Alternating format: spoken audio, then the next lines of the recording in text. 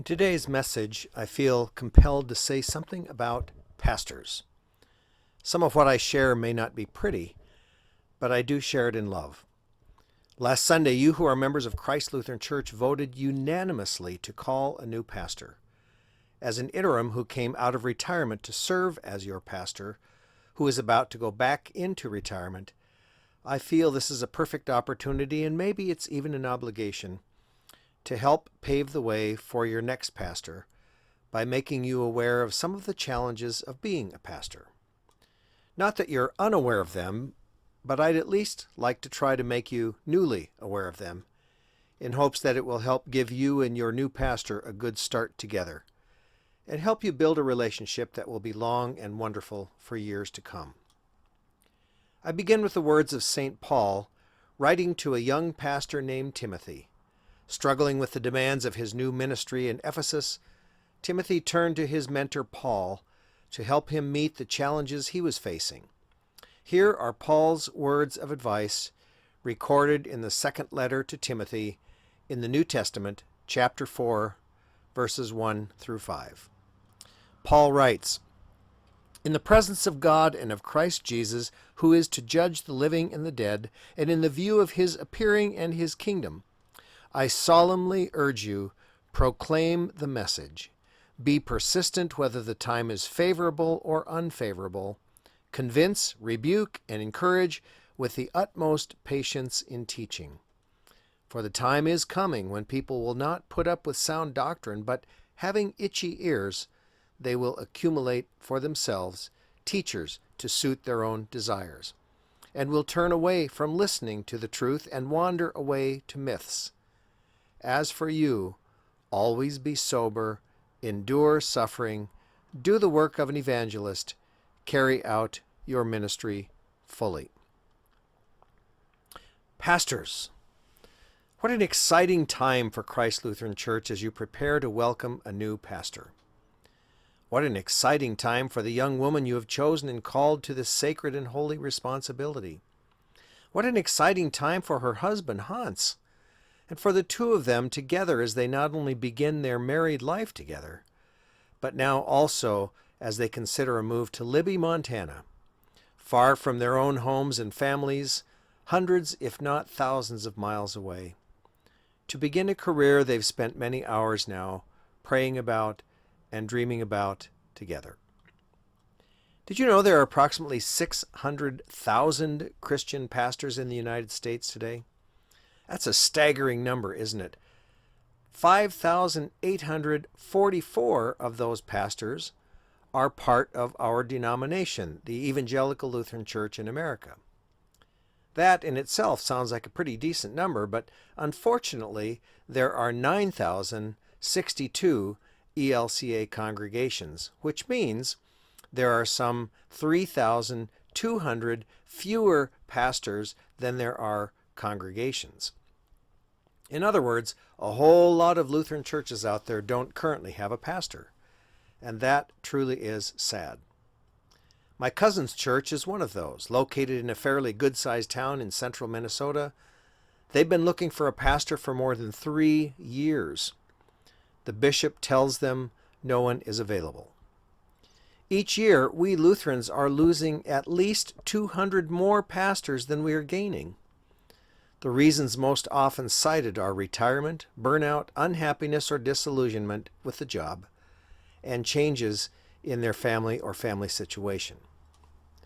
The bottom line is this: congregations who have pastors should consider themselves very blessed and fortunate, because 1/3 of the churches in our denomination don't have a pastor. You at Christ Lutheran Church are truly blessed that you will soon be getting a very fine young pastor who by all accounts is bright, motivated, eager, and especially passionate about caring for those less fortunate. Let's hope and pray that she finds great joy in ministry and that she'll stick around for a very long time. I mentioned burnout and disillusionment. If you wonder why, listen to these statistics. 72% of pastors say they are just plain exhausted working up to 75 hours a week, week after week, month after month, year after year, 6 days a week. It's not hard to see how that can cause a problem. 84% of pastors are on call 7 days a week, 24 hours a day, and 78% of the time, pastors' vacations are interrupted or canceled by church business. Is it any wonder then that 80% of pastors say that pastoral ministry has negatively affected their family? As evidence of that, many pastors' adult children do not now attend church because of what they perceive the church did to their parents. Would it surprise you if I told you the vast majority of church members expect their pastor and the pastor's family to live by a higher moral standard than they themselves live by?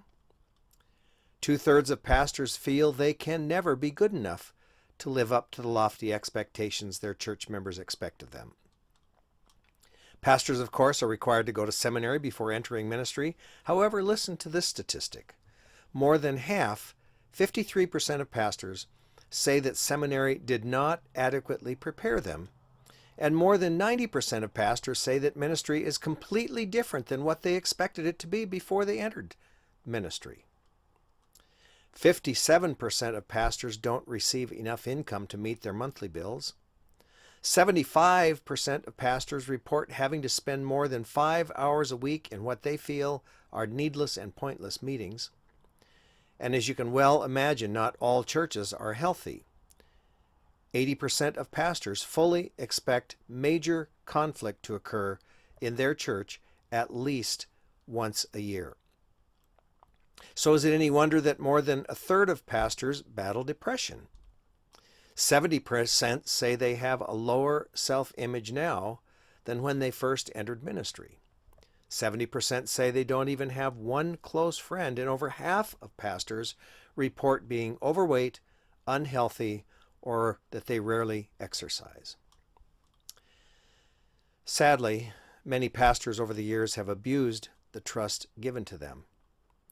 As those stories have hit the news with seemingly increasing frequency over the years, a huge change has taken place in the way the public perceives pastors. This very day, the profession of pastor rates near the bottom of professions most respected, just slightly above car salesman. That's truly tragic. All of which leads to this: only 1 out of every 10 pastors will retire as a pastor. The rest will leave the ministry early and enter a different career because of disappointment, burnout, and conflict. It's not easy being a pastor, but then I'm not aware of anyone in any church I've ever served who said they thought it was easy.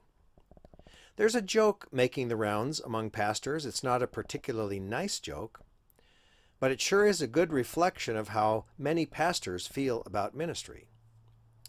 2 pastors died and met in the afterlife. One pastor said to the other, isn't it great being here in heaven? After all those years in parish ministry, heaven feels so great. The other pastor quickly corrected him, this isn't heaven, it's the other place. How sad that some pastors feel that way about ministry. More than sad, it's just plain awful. I remember visiting a young family in one of my earliest months of ministry. The couple I was visiting had a gorgeous home overlooking the Puget Sound. He was a big shot executive with one of the most well-known corporations in Seattle. Their home was, as I recall, 10,000 square feet of brand new, fantastically appointed with exquisite furniture, chandeliers, works of art, and all kinds of beautiful, expensive things. Oh, and the carpet, it was brilliant white. Despite their riches, though, they were the nicest, most down-to-earth couple. They were wonderful parents to their little ones. They were likable, generous, and deeply faithful in every way. They welcomed me so graciously the day I visited.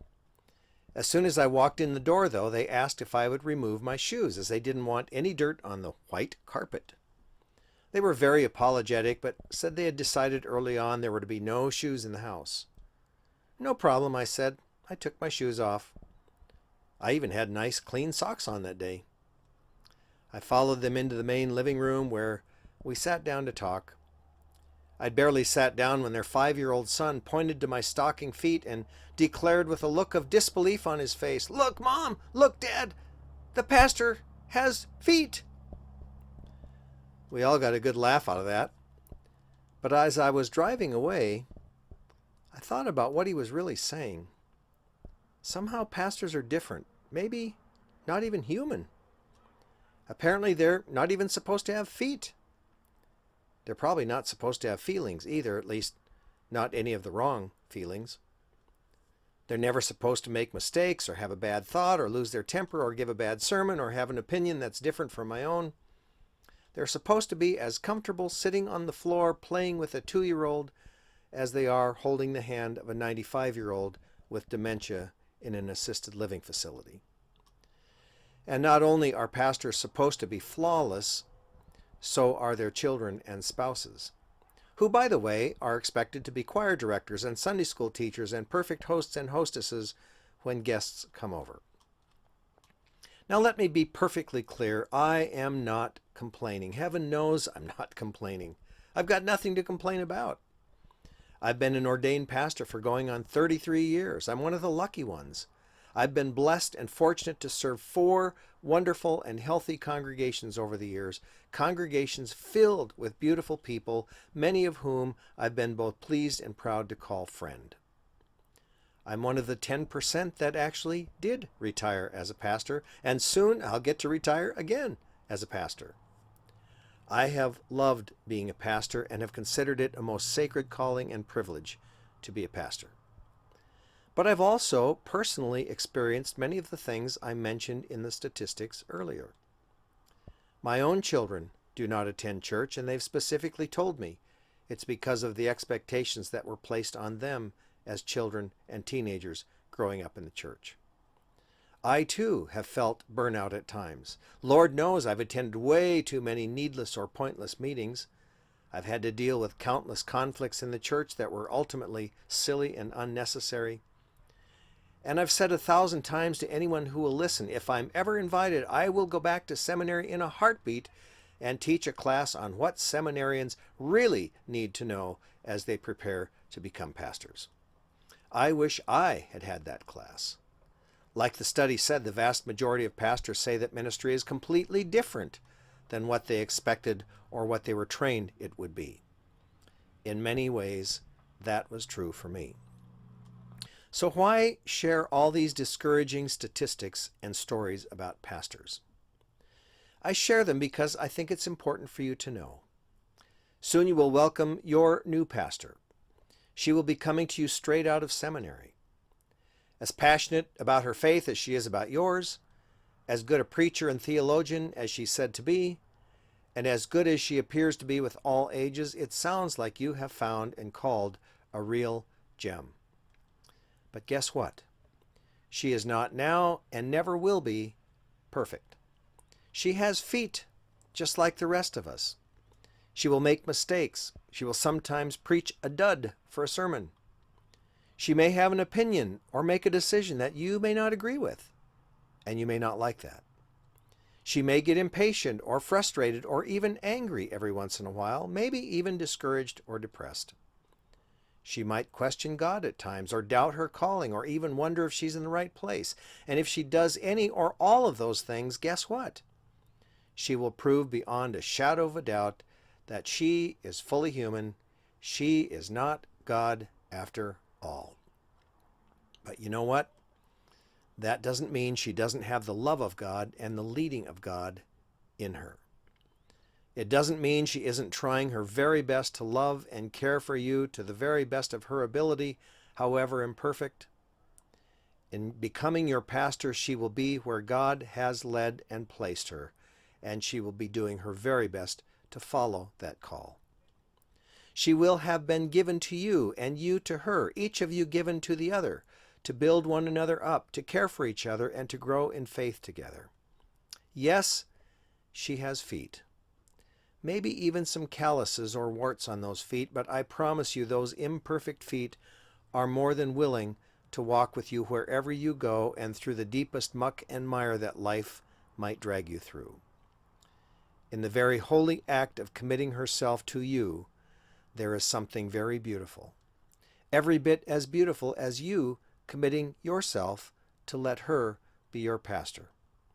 To care for her, to pray for her, to support and encourage her in the difficult work she has only a 10% chance of sticking with, if you believe the statistics.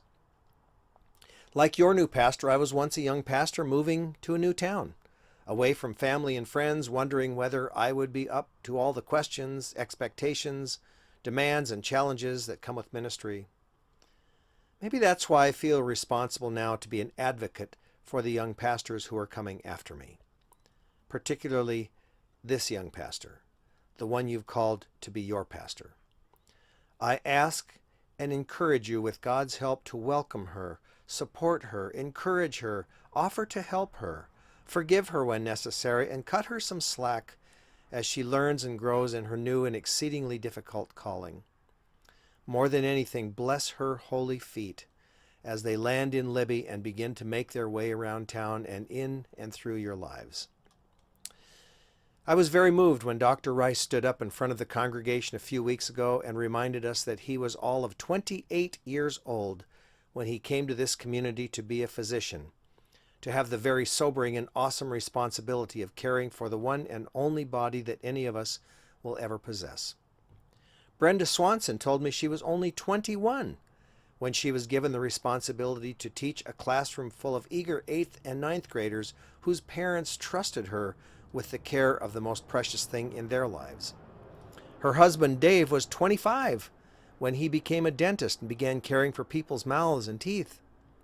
I personally was only 22 when I became a healthcare administrator responsible for 110 elderly residents, 200 employees, and a $2 million budget. The Bible itself is full of stories of leaders that were deemed by others to be too this or too that, to be called or chosen or led by God. Timothy, too young. Sarah, way too old. David, too young, too small, and known for bad choices. Paul, way too opinionated and defiant. Moses, too simple. Mary, way too young, not even married. Wrong side of the tracks. The list could go on and on. I could give you 100 reasons why I should never have become a pastor, or why any of those I mentioned should never have become what they became. But thank God, God knows us better than we know ourselves.